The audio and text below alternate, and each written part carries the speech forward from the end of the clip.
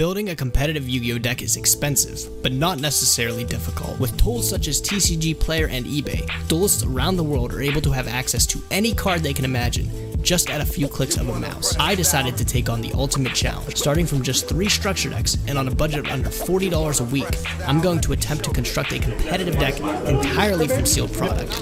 No trading, no buying individual cards online, all leading up to taking on one of Yu-Gi-Oh's biggest challenges, topping a Yu-Gi-Oh! Championship Series event. This is Sealed. A wise man once told me, stick to the game plan. Never forget that the most important rule in life is to stick to the game plan. So, the game plan. What is it? Last episode, we built a basic deck with only 3 Order of the Spellcaster structure decks, but the current strategy of accumulating spell counters on cards like the Magical Citadel of Endymion isn't one we plan to stick with for long. I don't know, I feel like it's going to do just as well as any other deck you built with 3 structure decks, nothing else added. We are trying to turn this basic deck into a pretty standard Pendulum Magician list. The thing is, we only have about 10% of this deck completed. Over time, we'll be able to change up our strategy to just focus on summoning some crazy first turn boards, but for now we have to pick up some new cards, and I think adding some powerful link monsters to our extra deck is top priority. That being said, the 2018 Megatins. It's been a while since I've actually seen one of these bad boys. Released August 31st of 2018. This contains the best cards of all rarities, really, from Extreme Force to Maximum Crisis, I believe. Which is a little bit weird to say Maximum Crisis, because even Maximum Crisis was included in this. It omitted one of the most influential cards of the entire format, Ash Blossom and Joy Spring. I still remember that as if it was yesterday. A lot of really good cards in this Megatin, and I'm happy it spans a few sets because a lot of them are really important. One of the most important cards, unsurprisingly, that we're going to be looking for is Heavymetalfoes Electrumite. That's a card that makes all pendulum strategies really go round in this day and age. Outside of some really good link monsters, this set also just has some cards that might be important to our early game, like a card like Spellbook of Knowledge would be huge to pull early, in our strategy that we're still working with spell counters. I need to grab scissors. Not only Spellbook of Knowledge would be pretty cool, but there's also cards like Mythical Beast Cerberus, Master Cerberus in this, as well as Jackal King. Again, Jackal King's another one of those ones that if I don't get it, I have another shot to grab it in dual power.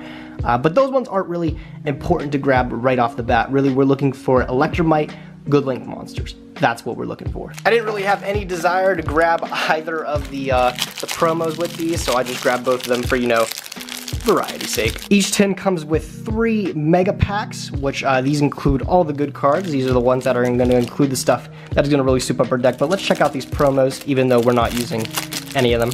Junk Speeder. Really is a shame this card never got the chance to be played. It's actually, like, has a crazy effect, but at the time this card was released, I think just a couple weeks later, Psyframe Omega went to 1, and that really removed any of the potential it had. There was a cool, like, 3-card hand loop with this. This card's sick. Junk Collector, Stardust Assault Warrior, Martial Metal Marcher, and Junk Connector. Unfortunately, not a link monster we can use. Alright, let's start with these 3 mega packs.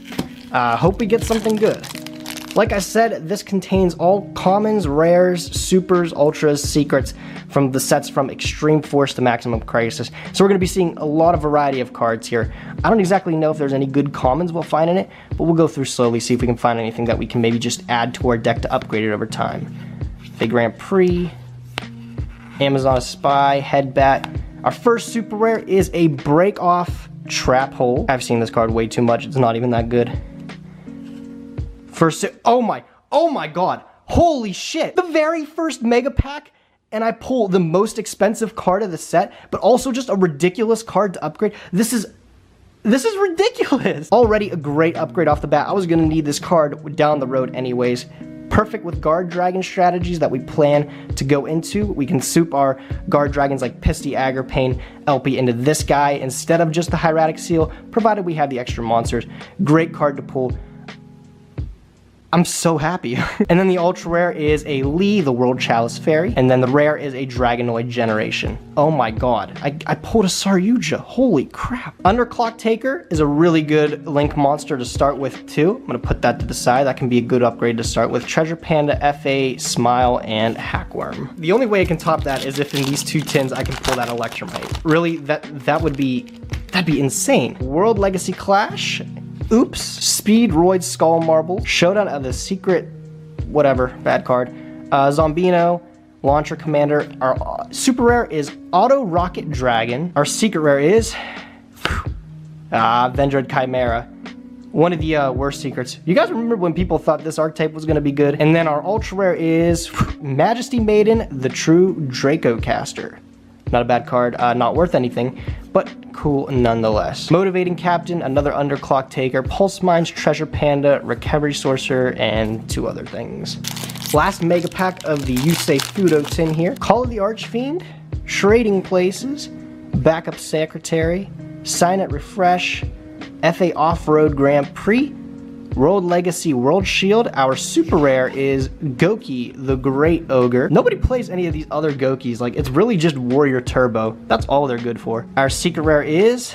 Oh my... No, you're joking. You're joking. Heavymetalfoes Electrumite. I'm like almost done with the Megatins. This is ridiculous. Holy crap. This deck is going to be crazy for locals tonight. This is insane. For people that don't know what this card does, it's absolutely bonkers. Literally played in every Pendulum strategy. If it's Link summoned, add a Pendulum monster from the deck to the extra deck face up. Once per turn, we can target one other face up card we control, destroy it. Then add a face up Pendulum monster from our extra deck to hand. And if one leaves the field, after popping its effect or just in general, we get to draw a card. Literally, this card changed the entire scape of Pendulums and made it playable with the new Master Rule. But this card's absolutely insane, and I needed the 1 copy, which it is currently at 1 on the Forbidden list, to actually like get this deck off the ground. We got it. We got it right off the bat. And then our ultra rare, can we top it? Trickstar Candina. Cool. That's actually not a bad ultra rare too. Tasmanian Devil. Speed Roid thing, I don't even care about the rest of the Samurai Skull, Deflect, that, and that, nothing good. I don't know if there's any like commons or rares we're actually chasing after this set. I'm gonna put these guys off to the side here. You know, I was actually gonna complain a little bit too, because I gotta show you guys something. So I have, in my trade binder here, I don't know if I can get this in the shot here. I had a Heavymetalfoes Electrumite. This is from Extreme Force. I was gonna complain because I figured if I didn't pull one from the mega packs, I was like, I had one in here, but I can't use it. All right, let's see if we can follow that up with another good one with the Yusei, Jaden Yuki tin, whatever.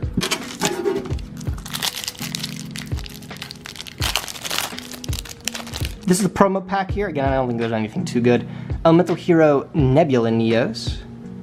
Does look pretty though. Elemental Hero Solid Soldier. I always see people, I work at a card shop, and when I do TCG play orders, I always see people buy this card all the time. So a lot of people need their Solid Soldiers, I guess. Keeper of Dragon Magic, Merge Dragon of the Swamp, and Arcana Extra Joker. All right, pack number 1. I think we're just looking for some decent ultras now. Like a Spellbook of Knowledge would be very huge, super helpful for tonight's locals. Again, getting us into the basic Pendulum strategy is gonna take a while, so if we can stick with our Endymion strategy here and just get cards to soup that up, that'd be nice. We got, for the first comment, Amazon's Emperor, Accumulator, Call of the Archfiend, Bit Trooper, that card, Gravity Lash, oh, Heavy Storm Duster. Actually a really great side deck card. I completely forgot this was in the set. This could be nice to just throw in the side deck. We don't have a side deck built, so it's a great start. Good card, not bad with that. And oh, Dragonic Diagram. Not nearly worth as much as it used to be. Still a really cool card. And our ultra rare is one of the Draco Phoenixes here. I can't really read the name. Ultra rares are so hard to read in this light, but this is one that's not played, unfortunately. Re-X, Mech Knight Orange, Sunlight, Die Dance, Link Hole, Cyberspeakin', Breakaway, and Lang Lang. Pack number 2. Lunalight Crimson Fox, Contact C, Grappler Angler, Fire Prison, FA Auto Navigator, Nimble Beaver, Altergeist, no way. I don't even care. What the fuck is this? I need 2 of these, okay? So I'm gonna assume I'm gonna have to open another Megatin regardless. But the fact that I'm pulling all these secret, this is absolutely crazy. What is the ultra here? Broken Line, worthless. Oh my god, we pulled a Mythical Beast Master Cerberus. Holy crap, this is nuts. These have been crazy. was a rare. That Tasmanian Devil, a Mono Awado, not a bad common. Soldier Dragon, Samurai Shell, that, and that. Wow. Wow. Alright, last pack of these Megatins. Before we can soup up our deck here, throw all these great new cards in here. We got Trading Places again, the Ascended Thunder, Demise King of Armageddon, World Legacy Landmark, Zombina, Flame Administrator. Oddly enough, I think there was an OTK with this, with Decode Talker back in the day. One of the first things that people deemed was crazy. And our super rare is Ib, the World Chalice Priestess. I guess it's playable, that's not a bad card to grab. The secret rare is a Rescue Fair. This card's not worth anything right now, but I still feel like someday, down the line, it may not be now, it may not be a year from now, this card's gonna be crazy. It has to be. And then the Ultra is a World Chalice Guard Dragon, which this isn't even a bad Ultra, like, this is getting a lot of play right now. Oh, Destrudo! I forgot this was in the set. I needed one of these. That's even better. The fact that there's a lot more rares in this set, I think, too, makes us harder to pull objectively than those secrets. So, good thing we pulled one of these. Neat. It's not as exciting as these secrets, I know, but it's cool. Mild Turkey, Soldier Dragon, Familiar Princess Lina, Recovery Soldier, that, and Twilight Cloth. Very cool. Oh my god, I couldn't be more pleased. Alright, that being said, I'm going to pull out the deck. I'm going to try to fit these cards in here. I'll see what I can take out for Heavy Storm Duster. Don't need to play Master Cerberus or Destruo right now, but these cards can find their way into the extra deck. Kind of upsetting we didn't pull any Spellbook of Knowledge. Like, besides these Link monsters, of course, they're amazing. We don't have really anything we can add to the main deck except the Heavy Storm Duster, but I'm not upset. This has overall been crazy. Thinking of what to take out, I'll probably replace copy of Magician's Circle with this Heavy Storm Duster. Just overall a more useful card, I guess. This deck is already starting to come together. I couldn't be more excited. I was gonna be good if I pulled at least one Link monster from this. That's what I was hoping, but 3? Absurd. That being said, it might not be as much different as last week, but I'll catch you guys at locals. We'll take this deck for another spin.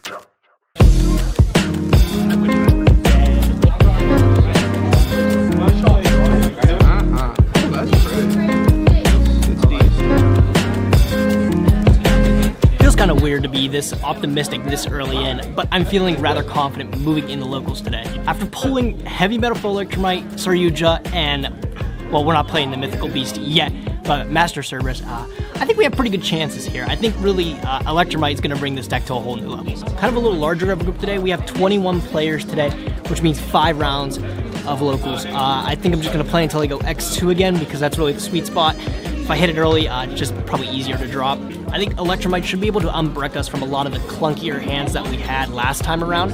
I don't know, feeling pretty good. Maybe we'll be able to pull off some sick combos. That being said, a couple rounds of Yu-Gi-Oh ahead of us. Let's just get right into it. No, Jordan, you meet. As much as I like OTS packs, instead I actually decided to get packs of Infinity Chaser. This has Jackal King in it and also Spellbook of Knowledge, which Jackal King is necessary, and then Knowledge is kind of good early. So rather than buying a full box of these, I figure we just try our luck, see if we can pull one of these. Oh, look. All right, that's already checked off the list. I don't think this secret rare is any good. Knowledge, one time. Oh, wait. I think this card's actually worth something. Oh, shit, 20 bucks. I'll take it. No knowledge, but that's okay. We can cross Jackal King off the list. My luck has been nuts today. You can absolutely support double spear mode, my man. Whoa, hey there. Round 1 is in the books, and we didn't win.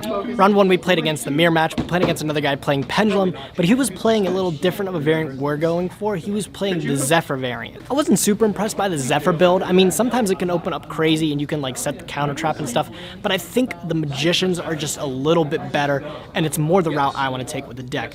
However, we did play round 1 against the Zephyr version, and he just smacked us. He won the Darrow, and turn 1 he opened up his nut board. He opened up like Odd Eyes, the Hieratic Seal, as well as Jackal King with a couple of counters on it. My hand was really good too. I opened up like Spell Power Mastery, Desires, I think, Servant, and Abductor. I opened up a whole bunch of good cards, but facing down a board of a couple negates plus a disruption in the form of Seal, it wasn't going to be looking too good. I was able to activate a couple cards like the Servant and Endymion, but I wasn't really able to resolve anything. because when I activated the Spell Power Master, which was going to be the card that was tying it all together, giving me enough counters to resolve my Servant, he just negated it with the Odd Eyes Vortex Dragon. That was really enough for me to just have to stop my turn completely. I wasn't able to put anything on board, actually. I think I just ended up setting and passing, which I knew was not going to be nearly enough to stop what was coming next. He proceeded to just activate his Zephyr Thubin effect again, get a couple more monsters on the board. I knew that match wasn't going to go anywhere, so I just scooped it up. Game 2, we went first this time, and we opened up a little bit clunky. However, Heavymetalfoes Electrumite came in super clutch.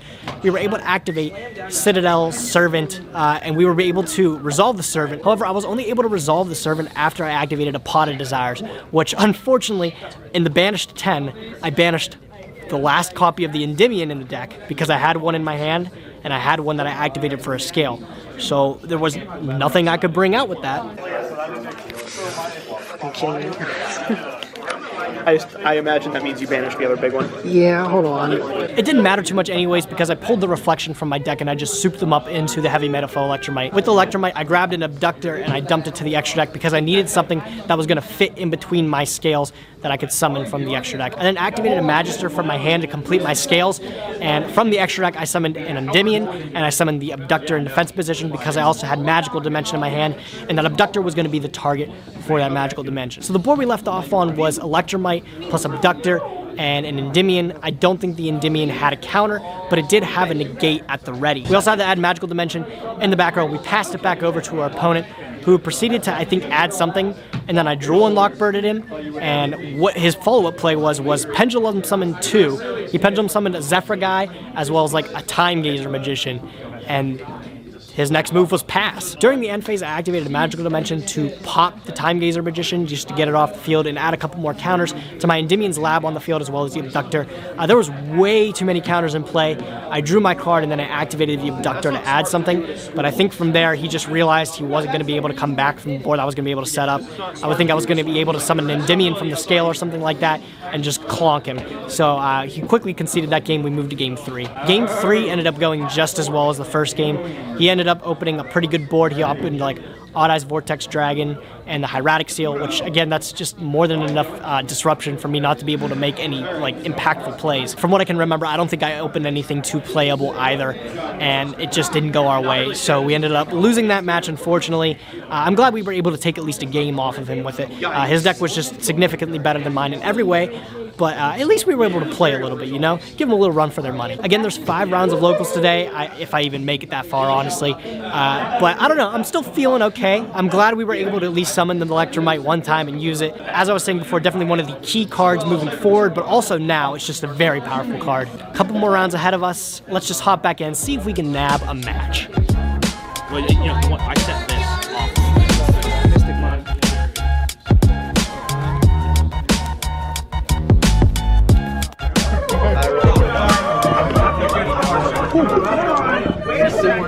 You choose.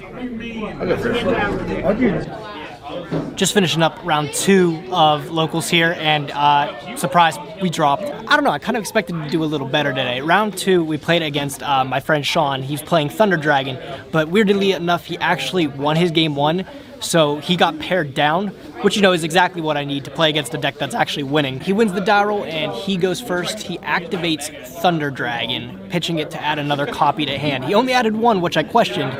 Turns out he had the other one in his hand, and I opened up Droll and Lockbird, which was probably the best card I could possibly open up in that matchup. So I activated it, and he was a little bit upset. He then normal summoned his Neo Space Connector to summon the Aqua Dolphin from deck, and he activated Aqua Dolphin's effect, discarding a card to look at my hand, which he looked at, which was Endymion, plus I think like Servant or something like that. Both of the cards a little bit too strong for him to actually discard something. He proceeds to activate a Danger Tsuchinoko from hand, which I then proceed to snipe, although it really wouldn't matter if I hit it or not. It was actually probably more preferable that I hit it because he wouldn't be able to draw a card off a Droll and Lockbird anyways. I snipe it out of the hand, he summons the Tsuchinoko in defense position, and then from there, he just passes. From there, we draw for turn, and we proceed to just go off. I'm actually able to accumulate 6 counters total on the board, which allows me to summon my Endymion from the scale with its own effect. I'm only able to pop one card though, so I just proceed to pop, like I think I popped the Tsuchinoko because I also had Luna in hand, which I normal summoned the Luna, and then I know he only plays one Aqua Dolphin, so I targeted the Aqua Dolphin, which forced it back to hand. And then I was able to just attack with Endymion and Luna, and I forget what I set in the back row. I set something, but I don't think it ended up being too relevant. Passing it back to him not being under Drool and Lockbird anymore, he's able to actually do a lot.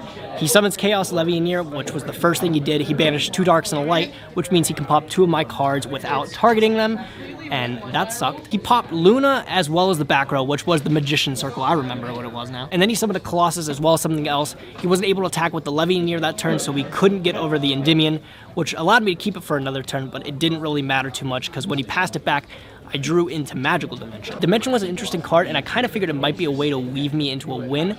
I activated the card, which I instantly had to reread the card and think, could I actually do that? The card's cost is targeting a monster. Then you can special summon a monster from hand. Then you can pop a card on the field, non-targeting. I didn't have any cards in hand other than Magical Dimension, so I couldn't special summon from hand. I wanted to know if I could activate the card and then pop, but it turns out you have to fulfill the second effect, which is summoning a spellcaster from hand, which I couldn't do to pop the card. I could activate the card, I just literally couldn't resolve any of it. We realized afterwards that I could activate the card, which would have gave me a 3rd counter on Servant, which would have put my plan into motion to summon the Reflection from deck to be able to bounce the Colossus, because that was the problem. I couldn't get over that Colossus when it was in defense mode. There was just no way I was able to do it besides summoning a Reflection. He was at like around 3,300 life points, so if I was able to not only pop the Levianeer, but also bounce that, I could have got game in. But the fact that I couldn't pop the Levianeer with the Dimension, even if I were to activate it and get the counter and bounce that Colossus, it wouldn't made a difference anyways. Since I really couldn't do anything with that, I think I attacked over the Aqua Dolphin, which he resummoned, and I just ended up passing. He showed me that he drew into White Dragon Collapse Serpent, which was probably one of the best draws he could have gotten. I just knew it was over from there. I said, let's go game 2. Game 2, I open up my hand, and my hand is genuinely unplayable. I open like Abductor, Double Servant, Citadel, and Circle, which I can't get enough counters on anything to be able to resolve anything.